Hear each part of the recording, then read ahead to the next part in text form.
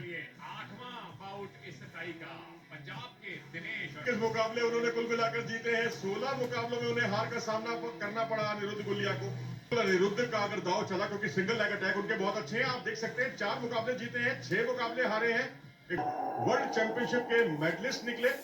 और वहीं दिनेश की बात करें, ये झज्जर के गोयला गांव से ताल्लुक रखते हैं, आर्मी में कार्यरत है और पिता बीएसएफ से रिटायर है, खेती बाड़ी करते हैं और ये हवलदार हैं दिनेश धनखड़ आर्मी के।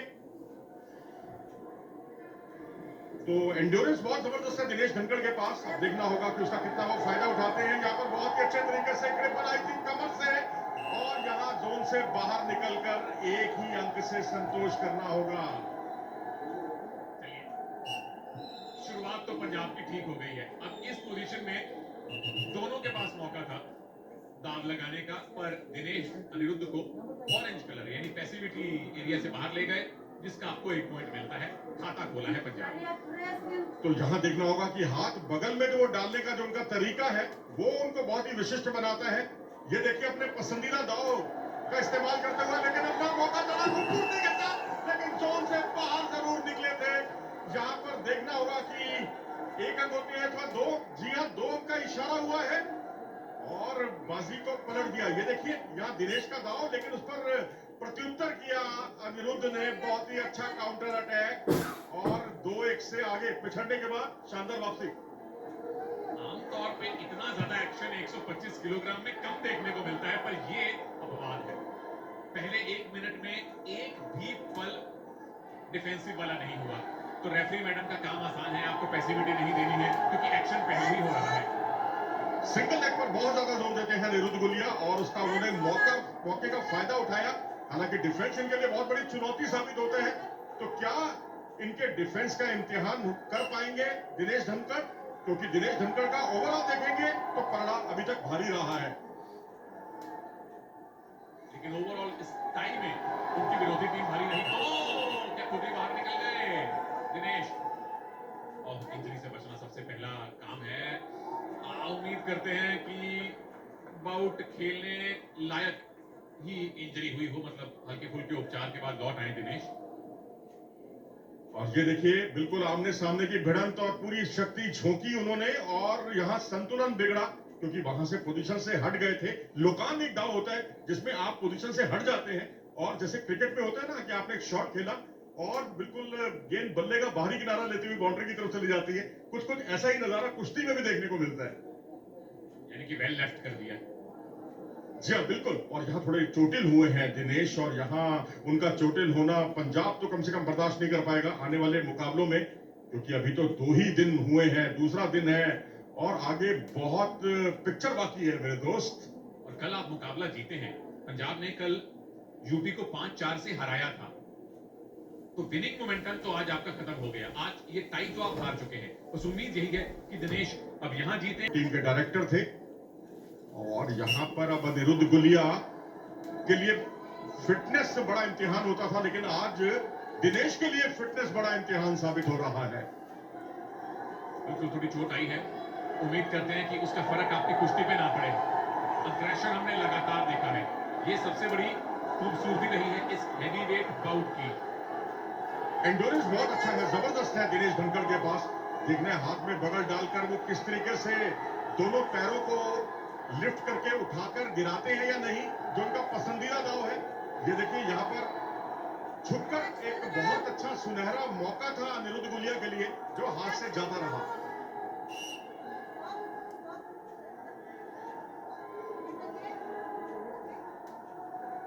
रेफरी मैडम लगातार बता रही हैं क्या नहीं करना और किस भावना के साथ खेलना है, और ये बहुत जरूरी भी है क्योंकि यूनाइटेड वर्ल्ड रेसलिंग के जो नियम है उसको तमाम मुल्क उनको उसको मानना ही होता है, WFI भी उसको मानता है।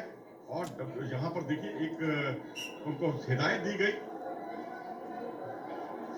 कि एक्शन करें आप, क्योंकि जब आपका एक्शन नहीं होता तो उस वक्त ना वो दर्शकों को पसंद है ना ये नियमों में है। नियमों में भी कहा गया है कि खास तौर पर ऐसे मौकों पर आपको एक्शन करना ही होगा। कहीं ऐसा तो नहीं कि पहले 1.5 मिनट में सारी एनर्जी निकाल दी, क्योंकि शुरुआत बहुत आक्रामक हुई थी, पिछले 1 आधे मिनट में थोड़ी सी ऊर्जा कम हुई है दोनों में। जी हाँ, दिनेश धनखड़ में ऊर्जा कम होने की वजह उनकी इंजरी है, लेकिन अनिरुद्ध गुलिया के साथ हम अक्सर देखते रहे हैं जिनके लिए डिफेंस बाद के टाइम में बहुत ज्यादा मुकाबले के दौरान चुनौती बनता है। फिटनेस बड़ा मुद्दा बनता है। कमर और घुटने में इंजरी से ये परेशान भी रहे थे पीछे अनिरुद्ध, लेकिन अब यहाँ पर ये देखिए, ये दंगलों में इस तरह का एक्शन आमतौर पर आपको खूब दिखाई देता है, लेकिन यहाँ पर रेफरी लगातार हिदायत देती हुई कि आपको एक्शन करना है, एक्शन कीजिए। चलिए एक्शन जारी रहेगा छोटे से ब्रेक के बाद। गुलिया पंजाब के दिनेश धनखड़ दो हाथ कर रहे हैं जी कुश्ती के दंगल में। प्रो रेसलिंग लीग में ये तीसरा टाई है पंजाब और हरियाणा के बीच में। टाई हरियाणा जीत चुकी है, 6-1 से आप आगे हैं, लेकिन पंजाब के पास मौका है ये और इससे आगे वाला भी टाई जीत कर कुछ पॉइंट लेकर जाने का। सुनील जी, गबरू जवानों की वो इस तरह से पटकनी पड़ने वाली है, इसका अंदाजा था? मेरा तो दिल टोटे टोटे हो गया जी पंजाब को 6 आउट हारते देखकर। दिल टोटे टोटे होने का मतलब हम तो कुछ और समझते हैं। देखिए बाप जैसा जो माहौल है वो बहुत कम लोग बना पाते हैं। प्यार भरा यहाँ तो कुश्ती हो रही है। चलिए कुश्ती का लुत्फ उठाते हैं, देखते हैं अब दिनेश जो है कैसे जवाब देते हैं, क्योंकि वो पिछड़ रहे हैं एक के मुकाबले 3 अंकों से, और ये पैसिविटी टाइम यानी एक्टिविटी टाइम, और ये कड़ा इम्तिहान होगा इस वक्त अनिरुद्ध के लिए। क्या लौटेंगे इस मुकाबले में? और अनिरुद्ध को 30 सेकंड में अंक बटोरने ही होंगे, जिसके 18 सेकंड हो चुके हैं। और इनफैक्ट पिछले हाफ के एंड में भी रेफरी मैडम बार बार अनिरुद्ध को हिदायत दे रही थी कि एक्टिव रहो एक्टिव रहो। ये हाफ शुरू होते ही उनको पैसिविटी में डाल दिया।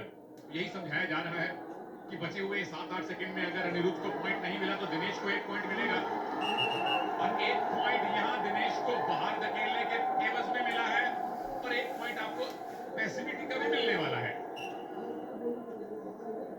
तो इस तरह से कुश्ती की लक्ष्मण रेखा को लांघा और उसके फलस्वरूप 1 अंक का इजाफा हुआ और स्कोर हुआ 3-3 से बराबरी पर। और अनिरुद्ध 3, दिनेश धनखड़ 3। दिनेश की यही सबसे बड़ी खूबी है सुनील की ये वापसी करने में माहिर है। पूरी 6 मिनट कुश्ती चलाना जानते हैं बहुत अच्छे तरीके से, क्योंकि इनकी इंडोरेंस बहुत जबरदस्त है। और 125 किलोग्राम कैटेगरी में तो एंड्योरेंस भर के आपको चाहिए। एक्शन रेड कहा गया है, एक्शन ब्लू भी कहा गया है, दोनों को कहा गया है कि बढ़िया से एक्शन करके दिखाइए। मौका है दिनेश के पास कि टेक डाउन करें, कर लिया, 2 पॉइंट मिलेंगे प्रभु आपको। पिछड़ने के बाद शानदार तरीके से वापसी करने में कामयाब हुए दिनेश धनखड़, और एक अच्छा जवाब दिया उन्होंने। और अनिरुद्ध गुलिया को अब लौटना होगा, दिखाना होगा पुरानी ऊर्जा कहां चली गई भाई। दरवाजे तो सारी तरफ से बंद है, फिर ऊर्जा कहां से बाहर चली गई? ऊर्जा ने खिड़कियां देख ली ऊपर, शायद कहीं खुली ना हो।